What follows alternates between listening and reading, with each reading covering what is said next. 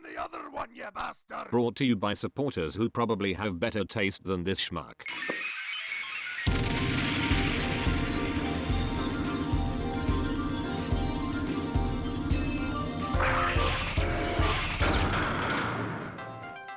When people talk about the best kingdom figures, where does discussion typically veer off to? Cyclonus, a masterwork of engineering, demolishing almost everything in his path quality-wise. Beast Wars Megatron, a technical marvel for the leader class with bestial detail second to none. Personally, he doesn't really do it for me, especially in comparison to the reissued original, where I have recently discovered he's lifted the transformation almost wholesale, but he does a shit-ton right. Airraiser, one of the best deluxes of the whole trilogy, a perfect example of simple but effective. Whatever this mold touches turns to gold. Origins Bumblebee, technically not even a kingdom figure, but me, this is a good toy. It's basically the Tetrajets, but Bumblebee. Whoever did this transformation deserves a fucking raise. However, one of its best figures seems to be absent from social media discussion. Matter of fact, both recent versions of the mold have had relatively silent buzz in recent months. How is this possible? Shouldn't good toys sell themselves? Well, when taking a closer look, a deeply frustrating reason reveals itself. One that drags me back into the long line of complaints I swore I'd never go back to. Greetings, Cybertronians. I'm DrLockdown, and today's diagnosis brings us back to another Versus review. In order to examine the unfortunate curse of this mold, let's take a look at WFC E10 Grapple, WFC K19 Inferno, and WFC GS26 Artfire and Nightstick.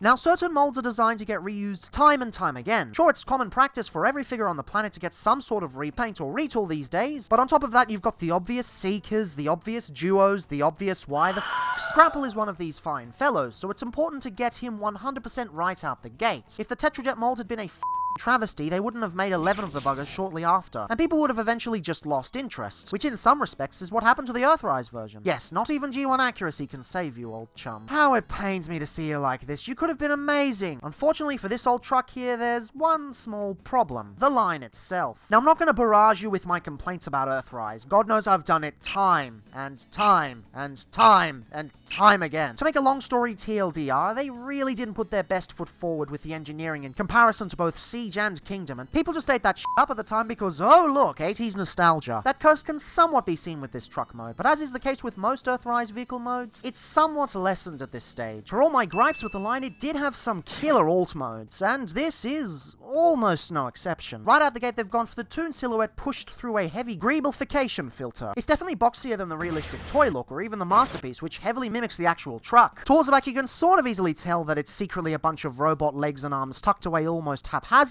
but the solid color scheme really helps tie it together. That solid color scheme may cause problems later on, but for now it does a pretty decent job keeping everything nice and cohesive. The detail on show is actually quite astonishing. At times it's a little difficult to see thanks to certain materials being used, but for the most part it provides a lot of visual interest. I especially dig the leg sections, pushing a backward swept motif whilst still delivering on all the indents, pipes, and grille sections. Although those grills pale in comparison to the bottoms of the feet, those are real cool. Now, I have seen complaints that the front is a lot boxier than the original. At first, you might think it's due to that classic Sunbow adherence, but neither models line up. If I had to take a guess, it's probably more likely to be copyright avoidance, something which we've seen Hasbro dance about quite often recently. But yes, I see people frequently writing off this mold because the box at the front here isn't rounded, and I'm sorry, what? Mate, there are things to complain about here, but this flat out ain't one of them. Whether in photos or in person, the cab looks absolutely wonderful. I especially adore the transparent blue windows they've used, both in color and application. They've done it so the cab itself is a whole other piece, which means no potential breakages later down the line. Of course, unfortunately, it means you've got this annoying painted square in the middle that looks a little out of place, but I imagine that's primarily due to solidity and such. Such a minor thing, it's a great cab regardless. I suppose the final point of interest would have to be the crane, and it's actually pretty damn cool. It's got all the swivel, ratcheted pivots, and extendo clicky action you could want, although on my copy the locking mechanism on the top is a smidge loose. Most copies won't have this issue though, although an issue they likely will run into is the transformation joint to the back here unhinging instead of the crane itself. Still, just a minor annoyance, nothing to get pissed off at. It's a great crane, even with a little indent between the arms for the hook to sit into. The designers did a damn good job getting this thing to feel nice and cohesive. I don't have much to complain about with this mode. It's not the most amazing thing on the planet, but there's not a lot it does wrong either. The only valid complaint I can really think of is the lack of paint. Aside from a bit of color correction on the cab, the stabilizers on the sides, and the pathetic stripes, he's basically got nothing. Compare that to most Voyagers and you'll quickly realize how lacking he is. Like, seriously, look at these stripes. They are hella boring. I would have much preferred removing the tooling entirely and replacing these with tampographs. Although, to be honest, the color issues aren't that prominent here. I'll save my complaints for later, because this mode is still, again, pretty good. You even get a cheeky bit of weapon storage for the pointy thingy, and it fits damn perfectly. Even the gun looks pretty natural chilling on the side of the chassis. Although sadly there's no good place to put the claw piece. Well, unless you plug it into the crane. Actually, yeah, this looks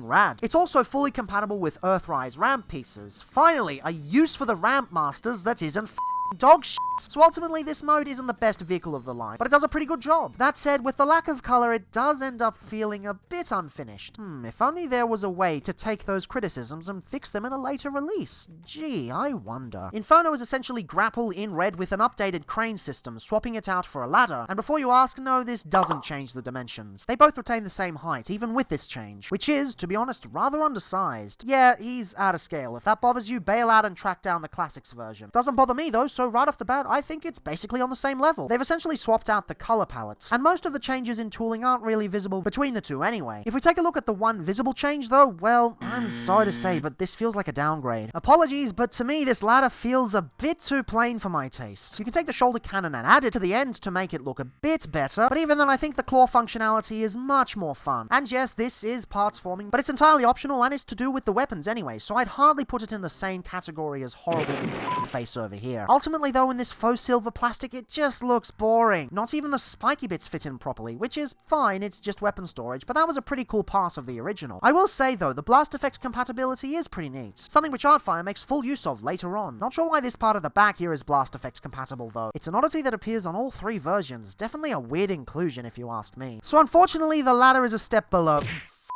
Puns, no! So unfortunately, the ladder isn't on the same level as the crane. Although honestly, I'm glad it's nice and sturdy as opposed to the last Inferno type ladder I took a look at. That one was a yikes and a half. That said, there are elements that remain superior to the original, such as the accessories they chose to swap out with. You now get hose pieces on the legs, allowing extra breakup on the size of the truck. Although once again, this lorry mode is sadly light on paint, this goes a long way to making this look better. That same principle applies to the wings as well, making the back module feel a lot more filled in. Also nice that they added some steps at the back here too, even if they can't be seen that well behind the wings. Ultimately though, when comparing the two, it's really much of a muchness. A zero sum of quality. Grapple has the better crane, whereas Inferno has the better breakup. Grapple has the shitty stripes, whereas Inferno has the lackluster ladder. One is orange, one is red. If you only want one and you're getting these for the vehicle mode only and nothing else, just pick a color and go for it. That said, vehicle mode fans probably won't be happy with Artfire, because out of the three truck modes, this has to be the weakest. If you're an Artfire fan like myself, you'll probably be able to look past these faults because holy shit, they made an Artfire. But taking it at face value, it looks almost unfinished. Essentially, he has the opposite problem of the other two, only dialed up to 11. Instead of not having enough color breakup, he's got too much. The arms and back sections especially stand out thanks to their placement next to incredibly obvious chunks of the opposite color. It's clear right off the bat that the vehicle mode wasn't the priority. They wanted the robot mode to look as accurate to the original as possible. Some will welcome this change, but personally I prefer a balance between the two. As a transformer, it's important to focus on the alternate mode, the robot, and the transformation in between. This is a classic case of shifted priorities, and it's hella frustrating. Accuracy fans will also be sad to know they axed the Japanese text on the side. Since this is essentially a red tampograph anyway, I'm not sure why they did this. Mayhaps it made the robot mode too cluttered, or didn't gel with the hinge that itself was acting as a faux stripe here. I can only speculate, but I know this change is going to piss off a lot of people. As someone who doesn't really care for accuracy that much, the change is an annoyance given part of his identity, but it's easily something I can live with. And hey, repro labels exist, and I'm happy to upgrade figures I already like. For me, the main issue is all of this. It's incredibly haphazard. You can tell what this mode is supposed to be, but it looks more like a custom Lego project than a proper Transformer release. It's the main flaw I can point out, aside from personal nitpicks like the shade of blue on the windshield. I really don't like this. It almost looks sickly. I would have much preferred Grapple's shade here. Oh well, at least you can get a bit of extra functionality with the blast effects. G1 Artfire was originally released in the Japanese Target Master lineup. Yeah, it turns out I was a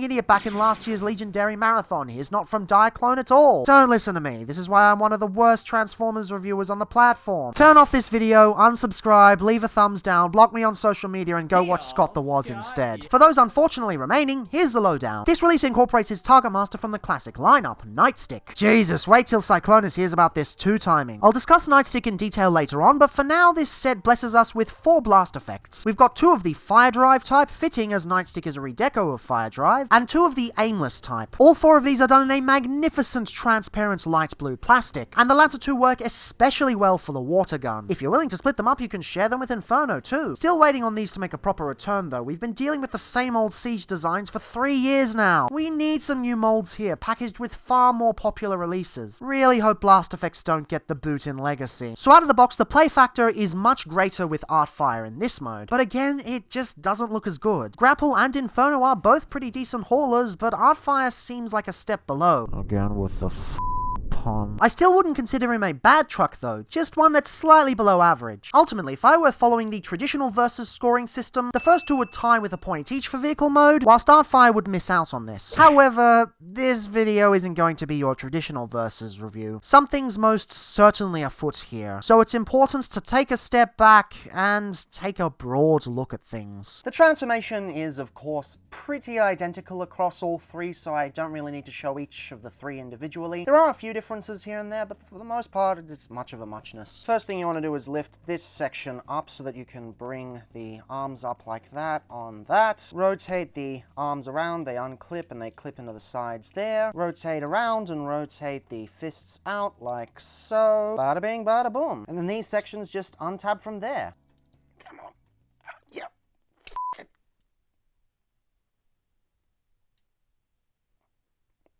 What the f? No! No, you don't! I don't care what planet you're on! This is unacceptable! So, no doubt those just being introduced to this mold are scratching their heads in confusion. Some of you probably jumped on this franchise around Kingdom and are wondering why I'm so Pissed off at this! Well, allow me to explain. WFC Grapple has a rather unfortunate design flaw. If you take a look at the pegs designed to hold the truck together, you'll notice they've hollowed them out to cut back the cost a bit. This has caused a small part of the peg to jut out at the bottom, creating a sort of toothed design. That in itself is no cause for concern, but then you get to the pegs inside the feet. You'll notice they've added a nice bit of rivet detailing on the inside. Pretty cool, right? Well, here's the problem. In doing so, they put panel lines on the circumference at the bottom, creating a groove for the peg to lock into, with no clearance for the thing to slot out. Once it's stuck in there, it's permanently stuck in there. You will break it upon transforming it back into robot mode. It will piss you off no matter how careful you are. No, this is not a quality control issue. QC only affects certain figures. You may be able to get by with an unaffected copy. This isn't even a build quality issue. Those affect all copies but only come about when issues in the manufacturing process get overlooked. Think of it as QC that affects every copy on the market. This is neither of those. This is a straight-up design flaw, one that should not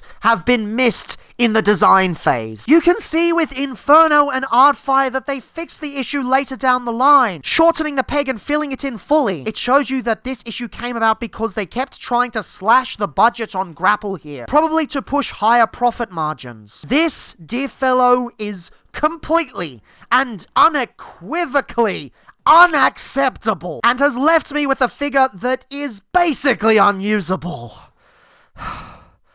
Which is why I am so glad this isn't my proper copy. Yeah, last year I done goofed and ordered a second copy by mistake. I didn't realize I already had one on order from the States, so I stupidly ordered a second one from a local Aussie store. The sample in use for this review has been practically sitting mint in sealed box until the day I started writing this script. For reference, I started writing this review the same day the Battle Across Time video came out. In fact, this isn't even my proper copy of Inferno either. This is! I accidentally broke one of the accessories and had to replace it. In fact, this isn't even my proper copy of Dr. Wu Mohawk either. I also bought a second copy by mistake. Wait, what does that have to do with the current review? God, I'm an idiot sometimes. Anyway, I thought this would provide a good example of how to fix this. And no, I am not doing the old-timey fixer-upper bullshit. This figure doesn't deserve it. It's a simple solution. Get some sandpaper and sand the piece down. Or if you're a lazy quit like me, just slice it off with a hobby knife. Thing is, something like this, you shouldn't have to do it. And no, this isn't the regular upgrade kit and modification argument. This isn't about adding a shoulder cannon to a Mirage or a back piece to an Optimus Prime or even fixing the feet on a poorly designed Thrilling 30 mold. This is basic design 101. A toy shouldn't break itself through regular transformation. Simply, on that fact alone, I'd honestly put Grapple as the categorical worst figure in the War for Cybertron trilogy. I don't care what kind of decent qualities he already has. That's the first fundamental of not just designing a Transformer, but any toy in general. Yeah, forget RC, forget Cliffjumper, forget the stock version of Alicon, forget even the goddamn Quintesson Judge. This is easily the worst figure I have come across in the past 3 years. Sure, thanks to the modifications I made, I personally really like him. I think he's pretty rad. However, categorically, I can't think of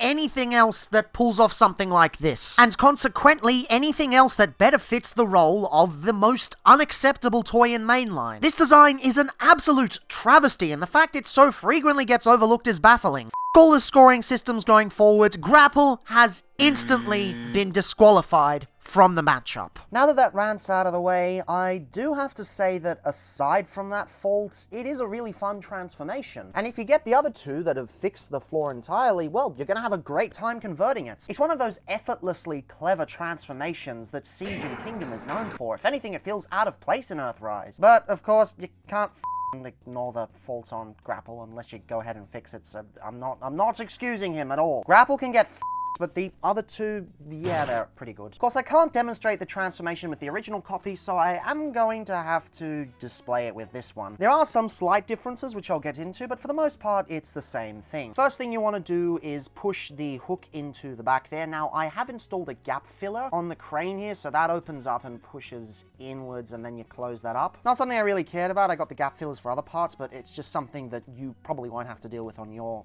figure, on your stock figure. But really, it doesn't make much of a difference. The same thing happens. Of course, you push this all the way in, and the same applies to the ladder. Make sure it's all the way in as well. Should lock in place. Come on, lock in place. Wait, why is that not locking in place? There we are, there we are. Now, as I stated earlier, this untabs and rotates 90 degrees like that. You untab the arms and rotate them around 180 degrees. The forearms rotate around 90 degrees, and typically the arms just fold out, although I've got gap fillers here as well. I really only got the gap fillers for the thighs, but it came with everything else, and I'm like, well, I might as well install the rest. There's no real point. But of course, these just fold out normally without the gap fillers on the stock copy. In fact, for an example, I'll show you how they work on Inferno. Just out like that, and out like that, nice and easy. Now, one thing I really like is that the back panel here actually forms a cutout so that the stand port doesn't get in the way of anything. So you can have a nice protruding stand port that works with most figure stands, but it doesn't impact the transformation. Love it, love to see it. Of course, this copy has been modified, so the pegs have been shaved down with a hobby knife, so there's no need to worry about that breaking. But one thing I really love is that although you've got, let's see, a 1, 2, 3, 4, you've got a quadruple hinge system, it doesn't fold up in an extremely specific way like a previous version I looked at, which was just terrible. It doesn't feel haphazard at all, although you might want to rotate this head box around first. Then that goes in,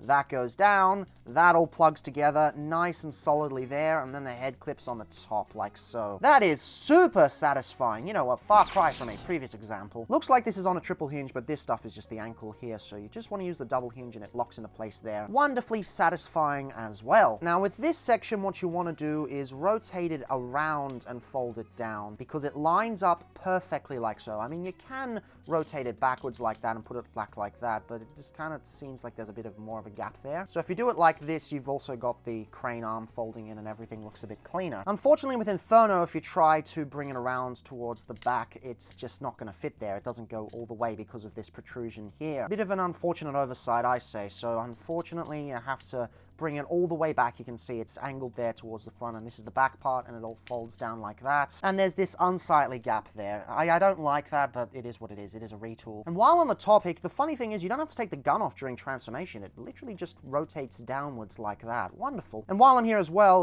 well, Inferno's got a few extra steps as well. You want to bring out the wings like so, and you've got the optional weapon parts forming. Well, I guess, is it optional or is it mandatory? But anyway, this pops off and pops onto the shoulder. I don't mind that. I don't think it's anything like Cliffjumper. It's just a weapon. But I know some people might be annoyed. And if it really annoys you, you can just leave that on for the vehicle mode and deal with a slightly disappointing ladder. Or you could maybe get 2 Infernos and put both of them on the robot so you got one there and one there. It's an option, but an expensive option. Seems like an option I could do, but I don't really want to do that. So all in all, it's an incredibly fun and satisfying transformation. I'd say it's just about as fun or satisfying as Cyclonus. And once you remove that god-awful peg issue that we saw here with Grapple, it's an amazing experience.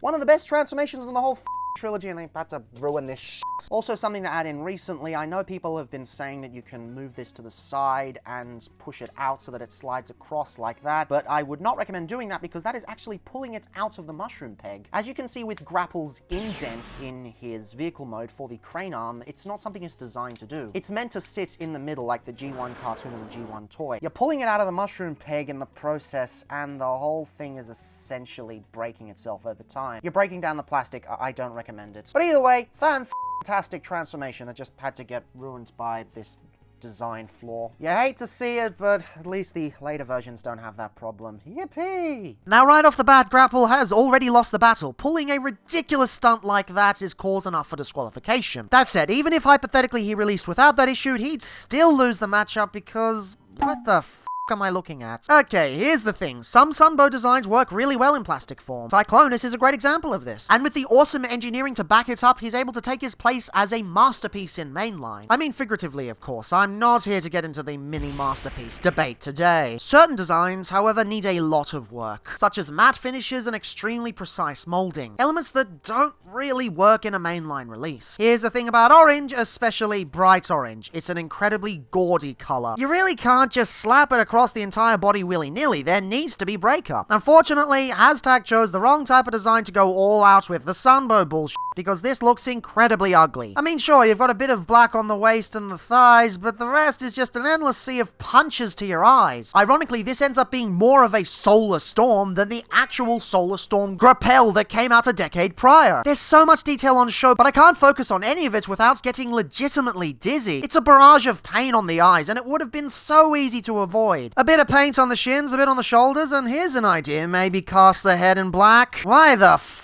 did you go with the toon coloration on this? You've done a good balance of toon and toy for all the other figures in this wave. What was the point here? Just take a look at my regular copy. Ignore the repro labels for a second and just focus on the head. Sorry to be narcissistic, but Christ, this is so much better. I wish I didn't have to do this, since it has a tendency to chip over time, but I just can't look at this version and find anything of enjoyment. There's plenty of fantastic detail on show here, but I physically can't pick any of it out. And sure, the articulation is actually quite fantastic. Everything above the waist is pretty average for the line, but then you get to the legs and he gets insane. The foot posability is especially fascinating. With those two joints at the bottom, he can essentially stand in any pose. The problem is that no pose looks any good. The design itself doesn't lend itself to expressive posability, and beyond that, the f*** is going on with the inside of the thighs? Look, I commend them for putting a double coat on the faux screws to make sure the paint comes across properly, but the inside is ridiculously slapdash. I don't often buy gap filler kits for stuff like this, but in this instance I felt like it was basically mandatory. That's why Inferno has them too. I thought, well, if Grapple has them, the others should as well. The only thing I find satisfactory on Grapple is the accessory lineup. His fists fold in to reveal 5mm ports, which aside from general blast effect compatibility, also allows the claw and the spiky doodad to get involved. These are no joke brilliant, although why did they waste paint on the spike here? They were able to go the extra mile for the weapon, but not the rest of the body? Christ, this just makes no sense. The gun is okay, I suppose, but there's not much to differentiate it from any other Transformers gun. All three of them have the same one, but I always forget it's there. No doubt this is the kind of gun that's going to end up on those question posts on social media asking which accessory belongs to which. But even with how cool the claw functionality is, this guy still isn't afforded any personality. He still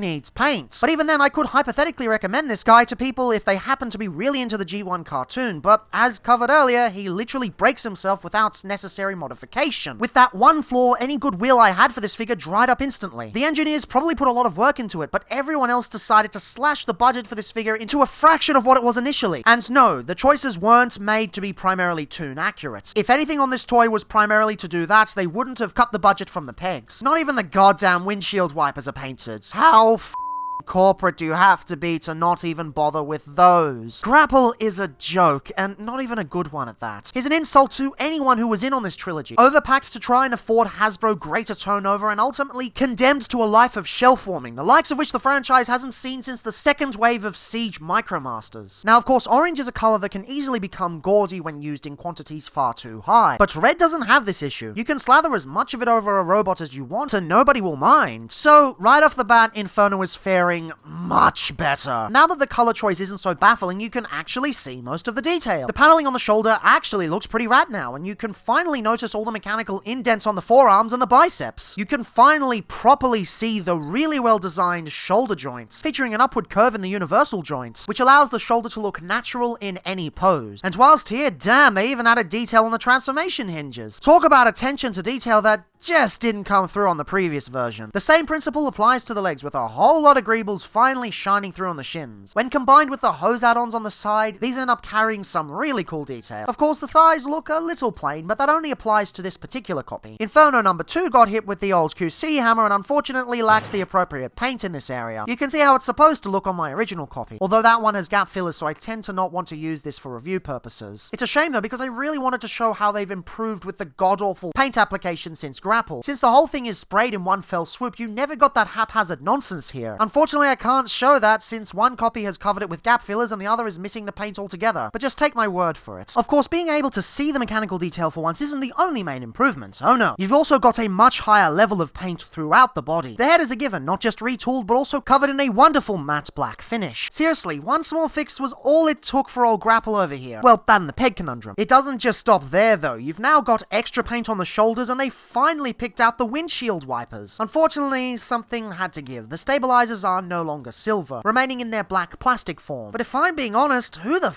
cares? The rest of the figure looks infinitely better, partially due to circumstance, partially due to them actually giving a shit. This has gone from one of the worst looking Voyagers, even next to shit like Apeface, to one of the classiest. Like, you compare this Inferno to the Henkei version, and even with all its chrome and Japanese budget levels, he still does circles around them. And sure, this did lead to a few sacrifices. His accessory count is much smaller in comparison, but that basically means nothing when you still get that sweet, sweet articulation. Inferno retains all the awesome points from his predecessor. You'd think due to the wings some things would be left by the wayside, but nope. The wings have had a slight indent cut into them, so that the shoulder is able to clear it with plenty of room.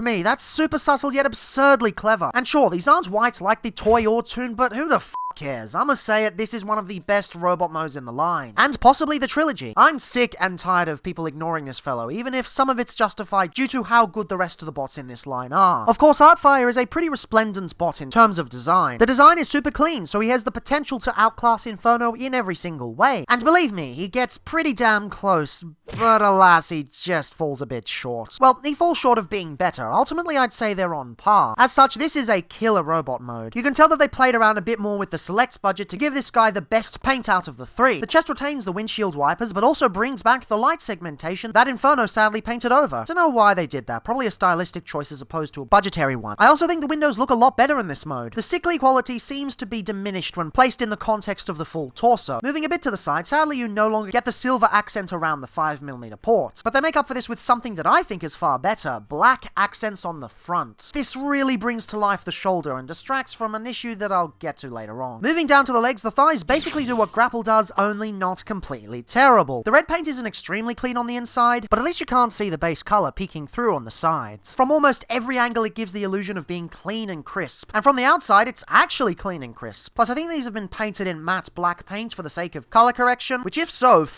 kudos. The lower legs have also been completely covered for color correction. If I had to take a guess, I'd say the plastic underneath is completely white. Kind of funny when the feet themselves have also been all but fully painted over in white anyway. To the uninformed, this might seem like complete lunacy. However, when you see the way the other two molds turned out, you quickly realize the sprue layout was already set long before Artfire came along. The deco is fighting really hard against the limitations of the production process, squeezing out every last bit of budget it can. And you know what? It's really commendable what they were able to achieve. To pull all of this shit off and maintain most of the paint apps from the original is quite honestly mental. They even had the foresight to leave the bottoms of the feet unpainted. Considering some of the previous blunders I've covered on this channel, this is a decision I massively respect. Unfortunately, there are a few blemishes on this figure that I have to cover. They're seriously minor in the grand scheme of things, but I'd be doing you a disservice if I didn't at least mention them. The head is unfortunately super tight. Don't know why it ended up like this. The Inferno version was able to overcome this fairly easily. And second, some of the plastic on the arms Megatron's looks really cheap in comparison to everything else. There's a visible difference both on and off camera between the plastic on the shoulders and forearms and the shade on the biceps and shoulder joints. When held up to the sunlight, it also possesses a sort of translucent quality to it. Not quite as bad as last week's Grimlock, and certainly nowhere near as bad as Maverick, but it still looks noticeably cheaper. Not just in comparison to the plastic on the rest of the figure, but also most of the plastic in the War for Cybertron trilogy. It almost looks like knockoff plastic. High quality knockoff plastic, sure, but knockoff plastic nonetheless. When I first got this figure, I was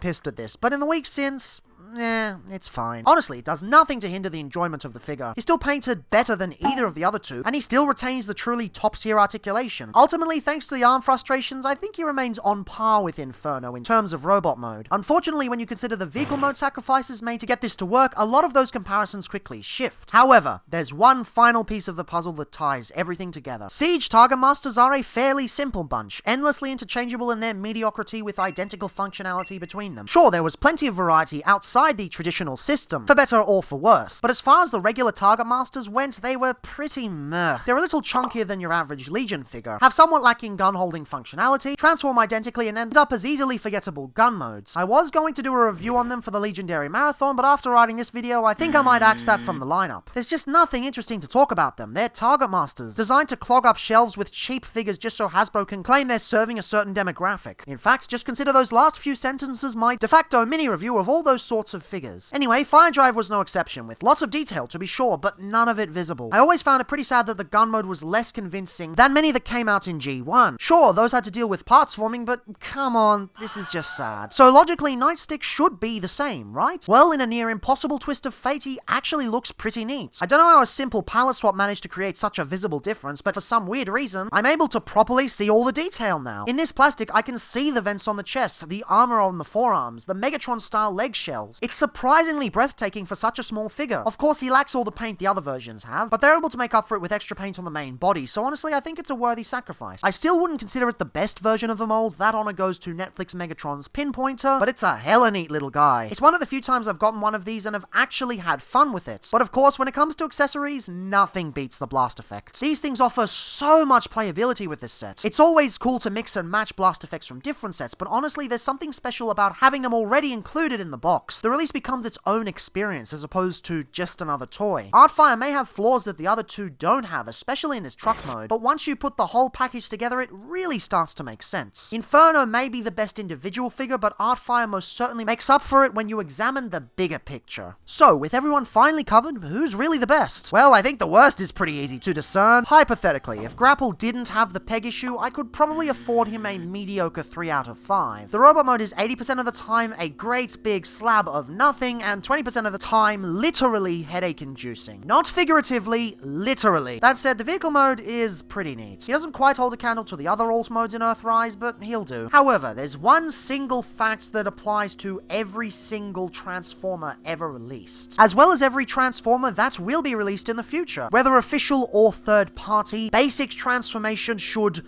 not destroy the figure in question. To me, that is an absolute deal breaker. If you like the way this looks and are willing to go ahead with the modifications, go ahead. It's super easy. You don't need to be a genius to figure it out. But as a categorical score on principle alone, f this thing. Christ, not even Thunderleader pulled this shit. This is absolutely unacceptable. Grapple can honestly get f***ed.